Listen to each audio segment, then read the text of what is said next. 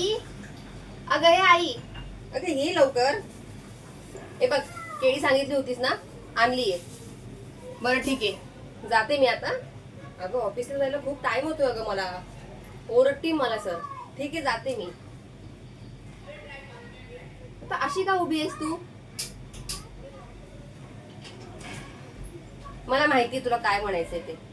आई हे बघ, अगं सकाळ सकाळी उठले मी, फ्रेश झाले, घरातली कामं आवरली आहेत, सगळं काम करून झालंय. प्लीज आई, तर लग्नाचं टॉपिक काढू नकोस ग.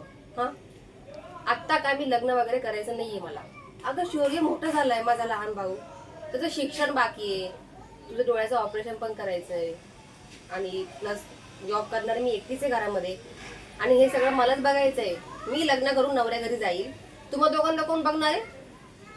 लवकर लवकर हकलायची तयारी चालली ना मला, पण मी काय जाणार नाहीये तुम्हा दोघांना सोडून, समजली?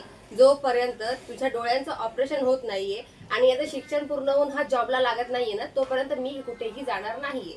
आणि प्लीज, असंही मी काय अशी 35 40 ओलांडी नाहीये की माझं लग्न होणार नाहीये. अगं होईल ना, असं म्हणजे नशिबामध्ये कोण ना कोण चांगला भेटेल मलाही, पण आता मागे लागू नकोस. ठीक आहे, जाते मी, आणि नाश्ता करून घे.